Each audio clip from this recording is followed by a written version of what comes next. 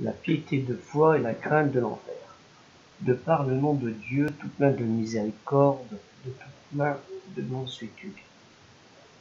J'atteste qu'il n'y a de Dieu que lui seul, sans associé ni engendré, et qu'il n'a point engendré à être dans l'adoration, la crainte et l'amour.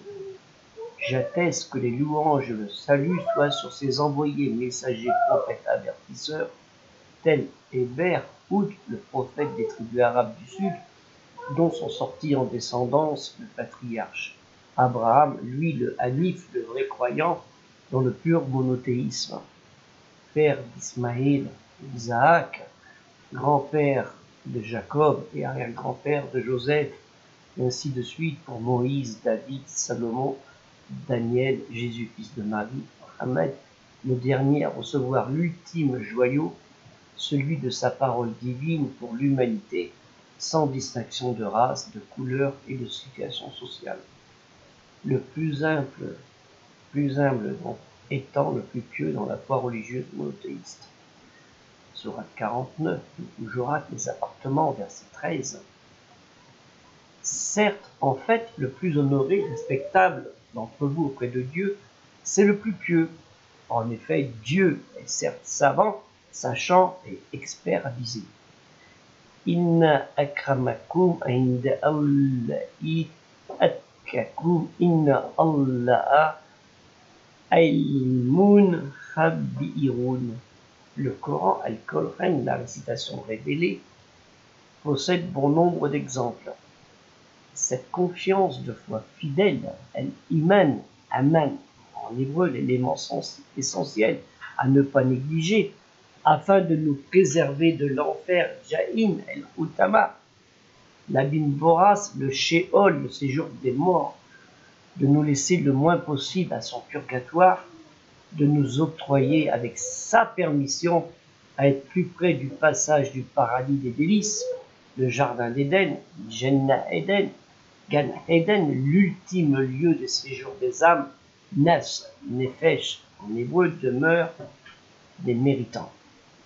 Nous devons nous protéger contre le désespoir, de la peur, de l'ignorance, le pessimisme, de l'adversité dans le temps de notre vie, dans ce bas monde dont nous avons tendance à oublier ces paroles qui devraient nous emporter dans le discernement. Sourate 4, Nisa, les femmes, au verset 78, dit « Tout événement provient de chez Dieu, mais qu'ont donc les gens ?» Parlant là de l'époque du peuple de Yatrib, Médine actuelle, à ne pas comprendre presque aucun événement de langage, cette communication.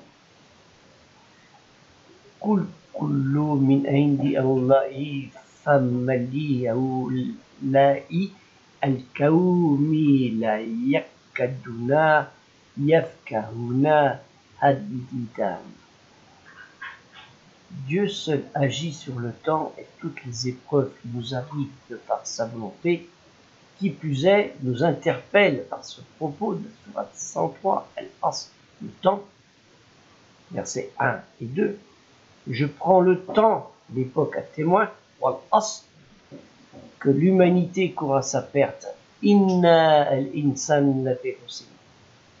En fait, le monde approche de sa fin et la GN, Jahannam, lieu de terrible souffrance, puis de demeure après la mort pour les pécheurs, que nous avons cité, ouvre sa gueule attendant ses proies afin de jouir de leur rétribution.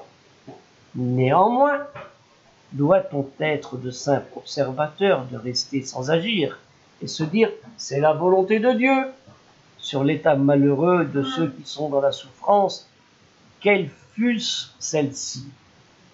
Dieu nous interpelle pour cela dans cet exemple sur Joseph, fils de Jacob, l'Israël biblique, qui a su s'interposer contre le malicieux qui a accepté des épreuves dont nous souhaitons à personne.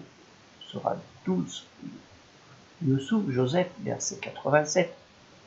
Ô mes enfants, parle de ses fils, allez, fuyez, enquérez-vous des nouvelles de Joseph et de son frère, en parlant de Benjamin, et ne désespérez point du souffle, la miséricorde clémence de Dieu, car seuls désespèrent du souffle, la bonté divine, les négateurs mécréants. Ya baniya addabu fatta ansasu min yusufa wal akhihi walla tayyasu min khawi allahi innahu layya yasu min khawi allahi illa al-kawmu al-kafirun. Est-ce par esprit d'orgueil, de vanité, de fierté, de supériorité, kbir ou être hautain, gabah en hébreu, que nous pourrions agir ainsi ou par peur? Dieu nous met en garde, sourate 11, ou le Héber de la Bible descendant des Hébreux que je vous ai cité, au verset 113. Ne vous rangez pas du côté de ceux qui commettent des injustices, de peur que le feu ne vous atteigne. Et vous n'aurez alors point d'alliés en dehors de Dieu, ni de protecteur. Wallah tarkanu illa alladhi dallamu fatamassakumu an-nar wa mallakum min duni Allah min awliya thumma la tunsaroun. Nous devons, avec force de foi sincère envers notre Créateur, de combattre tout désespoir et trouver le soulagement, la délivrance par la patience, fût-elle longue, avec la nécessité continue et fournie d'une lutte d'efforts sur le chemin de la dawa, de l'invitation à la parole récitée, kara, en hébreu kara, de Dieu aux humains sans aucune restriction de conditions ethniques, sociales, etc. À écouter le message de Dieu, sourate 14, Ibrahim Amram, au verset 52. Voilà, ceci est un message salutaire qui s'adresse aux humains, qu'ils y trouvent donc un avertisseur salutaire et qu'ils sachent que c'est lui, Dieu l'unique, que les gens doués d'intelligence, dotés d'un cerveau avec raison, y réfléchissent et l'invoquent. Addaballahu linnas wa liyundahu bihi wa lihallamu annama huwa illa'un wa iddun wa alliyaddakara ulu al-albab. Certes, la promesse de Dieu est vraie. Dans l'histoire de notre planète Terre, nous avons beaucoup d'histoires pour y réfléchir.